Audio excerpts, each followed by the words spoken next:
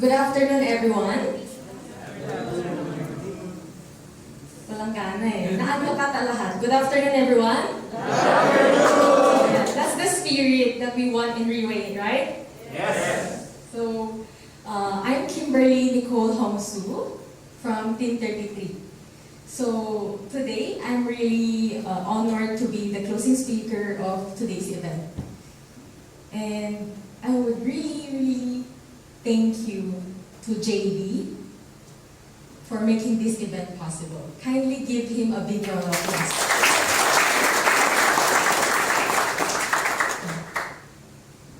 So, actually today, it's quite nervous for me. Kasi it's been quite a long time that I haven't spoken in front of everyone else for the past few years. Especially this is a leader sharing seminar. So, can you imagine, for the past 2 years, we don't have these kinds of meeting.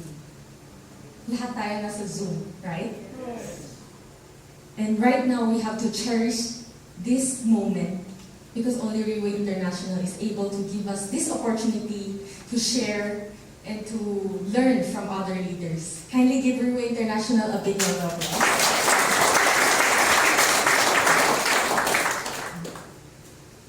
And as a team leader, a lot of people been asking me for so many questions.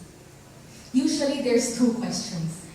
So the first question is, why does a 19 years old girl chose to do Reway?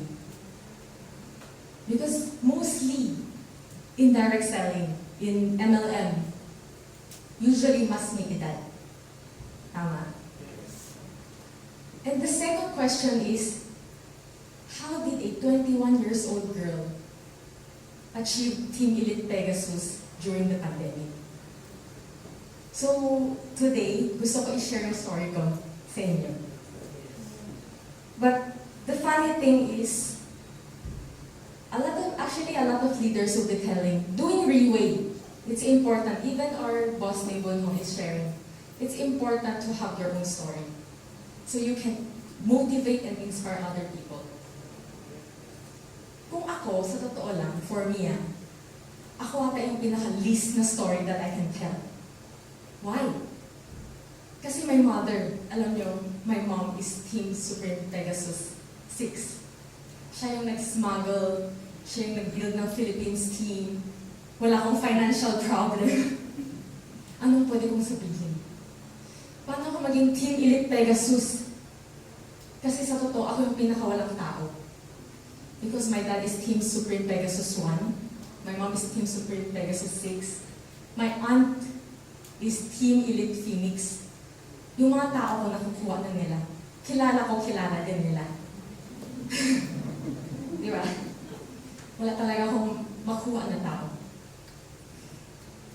And you know, my mom actually motivates me to do Reway when I get old. But I told her na, ayoko. Because Reway International parang puro, medyo may edad ba? I need no offense. Ngayon, I see naman lahat younger dahil sa per tier, right? Yes. So, sabi ko parang, kinatabahan sa edad ko. Hindi ko alam, baka yung iba medyo na-relate. Joke lang. So, sabi ko, it's not a thing for me. Maybe, para sa'yo gumagana. Naging successful ka dito sa platform. Pero baka hindi ako. And I don't have any financial problem. Most of the leaders join Reway International, maybe they want to gain better health or better financial. Tama? I don't have problem with that 2 things. Pero why? Why did I join? Is because before, I was a very shy, very not approachable, not friendly, no self-confidence na isang tao. And I have keep thinking that, someday I want to be someone that is very different. Because every time when you say leaders, when you say successful people, usually lalaki. Isip ko, pwede din naman ako. But for me, I don't have all the traits of becoming these kinds of leaders. And I want to be so good at public speaking. I want to be so good at leadership skills. Lahat. And you know what happened is, one day, my mom brought me to Shanghai, sa team niya in China. And at that time, I was so shocked that yung mga leaders, we were staying in a hotel room. Yung mga leaders in different cities, pumunta sila sa Shanghai to meet us. Just in the hotel room, they were wearing ganitong outfit.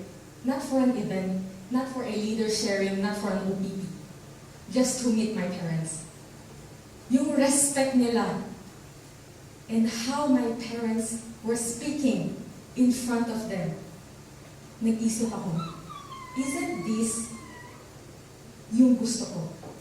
Hindi ba ito yung lagi kong hinahanap na opportunity? And hindi ko lang napapansin. So I decided to join Riway International.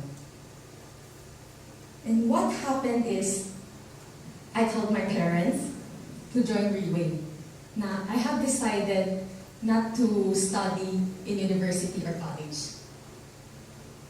Imbis na they support me, actually hindi sila support. Naging, you're so young, bata mo pa, you're still 18, 19, why do you want to join Riway?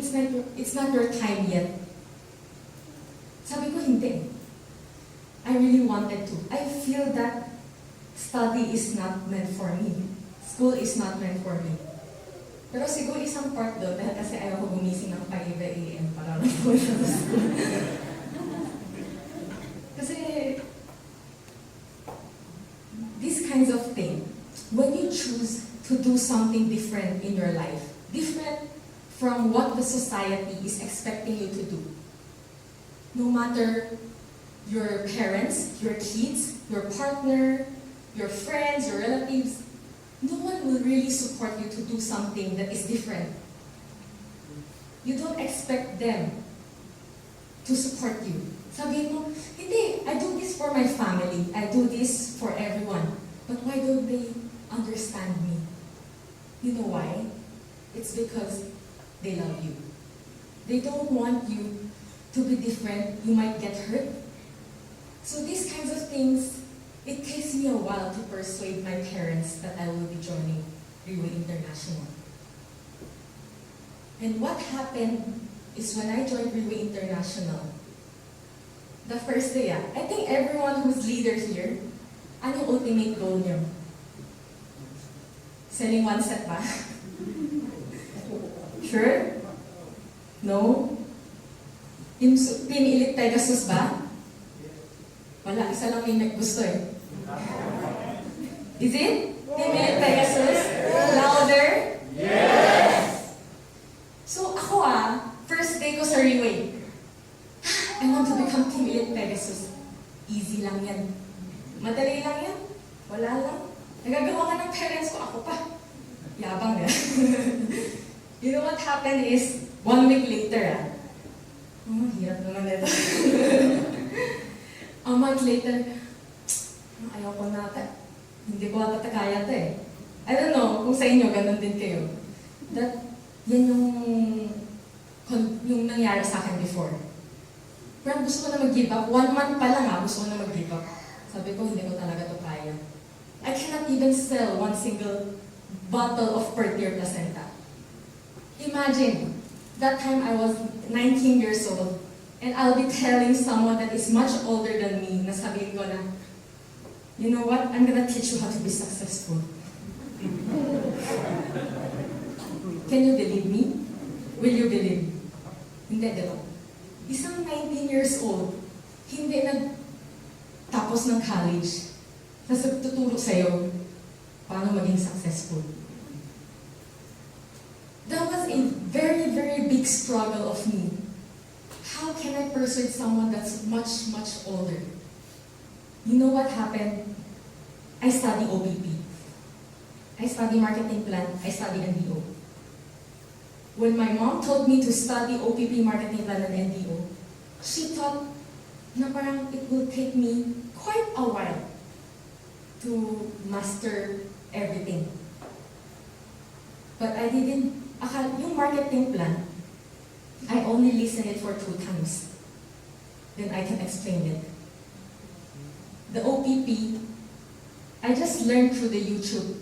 Then I will think, how can I explain it mas easier na yung mga audience natin mas mabilis magets. Yung mga ganitong bagay, I always tell myself to do better what other expected me to do. When they expected me to do ABC, I will do A, B, C, D, E, F, G. That's the trait of a leader should have. So when I started the most hirap na part is to invite people. I know all the OPP, NDO marketing plan. Wala akong tao. Walang kwenta. Diba? Yung nangyari is, lahat nakuha na nila eh. Anong gagawin ko? Diba? I talk to my classmates, tapos tinatawag ko yung mother nila, father nila. Inakausap ko yung mga parents ng classmates. And not only that, I go out to find mga strangers. Paano ko ginawa? I go to the mall, almost every single day. I go to the mall, ikot-ikot ako, not to go shopping, but to see someone who can be my leader. But it's very weird, lalakad ka. Brochure, baka masita ka pa ng guard. Diba? You cannot, dito ka. Isip ata ng ibang tao na may isa-scam ka sa kanya.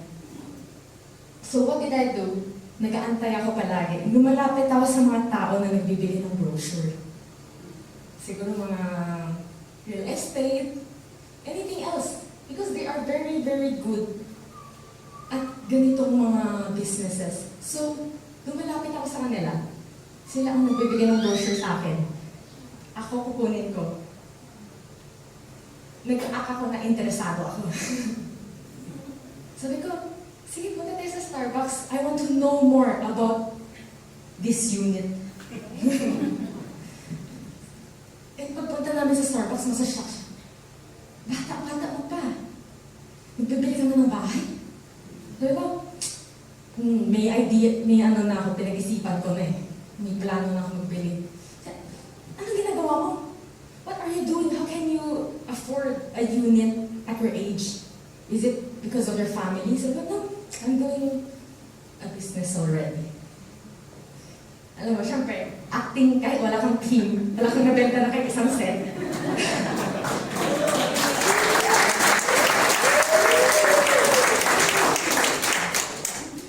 So, nangyari is, no wonder na siya. Tanong siya ng tanong, ano ginagawa ko? Ayoko sabihin. Act mysterious. Yan yung key. Sabi niya na, sabi ko, wala lang, ano lang kasi ako, I'm doing some oral capsule technology na stem cell. He said, wow! Ano ka, parang nag-experiment? Are you a doctor? Ako, hindi. Do you know stem cell? Alam ko yan, yung ini-inject. Ko hindi, ngayon may oral capsule technology, kinakain lang. Ano yan? Sabi ko, ganun kasi yan. Explain konti. Tapos, wala ulit ako sa topic. Ba't ayaw na sabihin tong secret na to of success sa akin? Sila yung maghahabol sa inyo. That's my trick before. And what happened is, not every single time it will be successful. Maybe for the first 20 times, kahit ganun, nasufield pa rin ako. But I didn't give up. I didn't give up na lahat ng tao nag-reject sa akin. So every single time before the pandemic, when I went to an airplane and I sit to someone that's hindi ko kilala, no matter anong klaseng siyang nation galing, kinakausap ko siya. nagiging kaibigan. No matter 50 na siya, 30 na siya, 20 years old, kakausapin ko siya. Sasabihin ko na, pero after usap-usap, tamang-tama, punta ako sa China.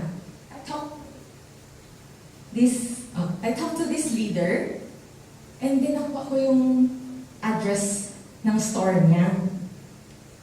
So after the whole meeting in China, we have this meeting. After that, I told my parents, I have met this someone in the airplane. Kindly help me to talk to this person. You call that borrow strength. You don't do things by yourself. You borrow strength from other people. So I borrow the strength of my parents. We talked to her. And not only that, there is a time that we went to Japan, in Tokyo. Nag-shopping kami. Pero that time, kahit all my mind is about Riway. Na paano, kahit nag-shopping, kahit anong ginagawa ko, iniisip ko, ay parang maghanap ng tao. Sila nag-shopping sila, ganda nito. Tapos ako, sila tingin-tingin lang. Tapos ito may sales lady. Sabi ko, nag-usap na kami. Tapos wala. Sabi ko, hello, galing ka China. Yeah. Pero nasa Philippines ako naman kasi, really gana. This is in Japan. I cannot speak Japanese words, but kataon, this person can speak Chinese. But she has been living in Japan for the past 50 years. So nangyari is when I talk to this person, suddenly, she is so interested. She is so interested. So I didn't make this chance slip away. I tell my mom, ito ka, mom, kilala mo tong tao, ito bagong kilala ko lang. Ito mom ko. Ganun, usap-usap. Pumunta ulit kami sa Starbucks. Hindi ko lang bakit, pero palagi na sa Starbucks. So, nag-usap kami. What happened is, she became my first leader in Japan.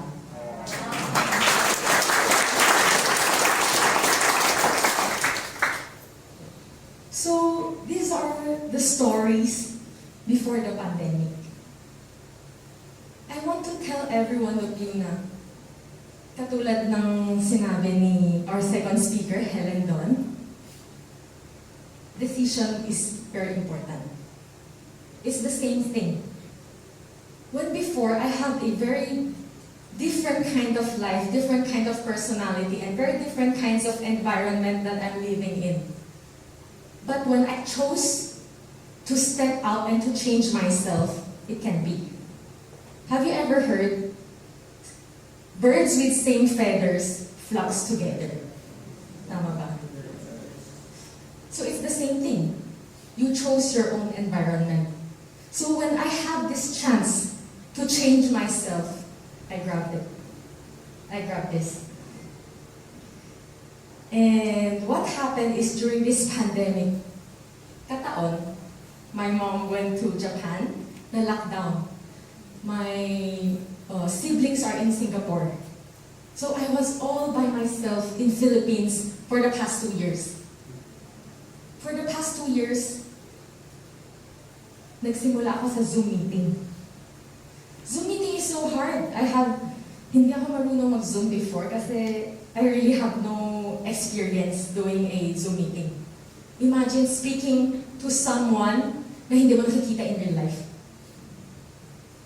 And I have learned to make a Zoom meeting, how to do an OPP online, marketing plan online, NDO online, how to conduct it, and who are the speakers, ganyan.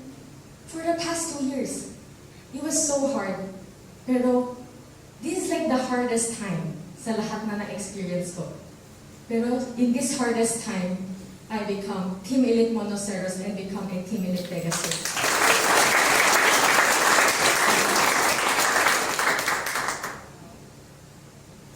So this is what you call speed is the key. Wow. Speed is the key.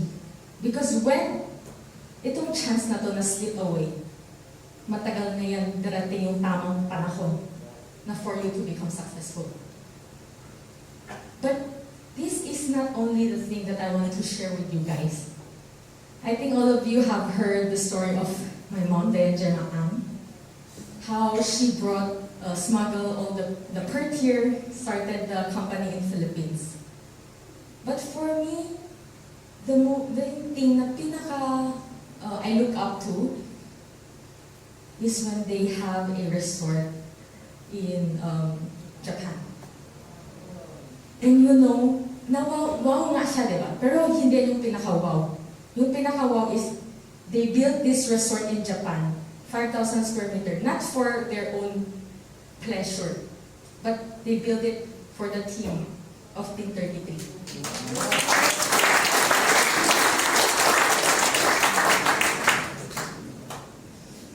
So, yun yung sinasabi na you have to do something that what others cannot. Even a lot of people in Riway are more successful than us. But they chose this way, who becomes the first one to have a resort for their own team in Riway. So can we give them a big round of applause?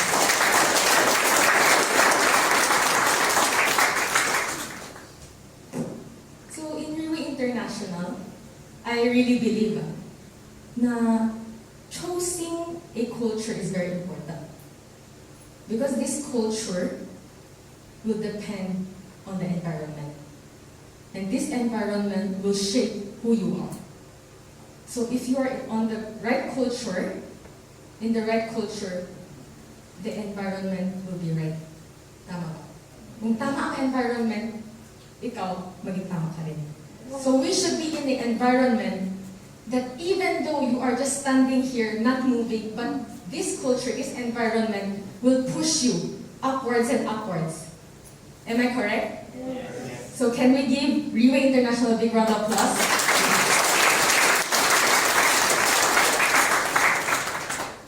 And becoming Team Elite Pegasus, I deeply believe that this is not just my own glory. Because every single successful Team Elite, there is a team behind them. Tama? So, I'm really thankful to my team in Japan and in China. And doing Riway International, you can really go international. Doing business, kahit sa Philippines pa lang mahirap. Just in a town, in a country is very hard. But imagine, right now, Riway International is scattered everywhere. Not only in Philippines, in China, in Taiwan, in Europe, every single place. If I, as a 21-year-old, can do it, paano pa kayo? Maybe you can do better than me.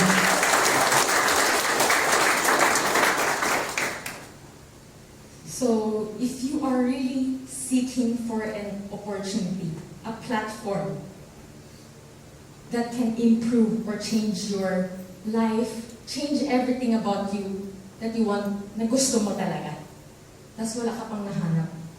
We welcome you to come to Riway International. Thank you.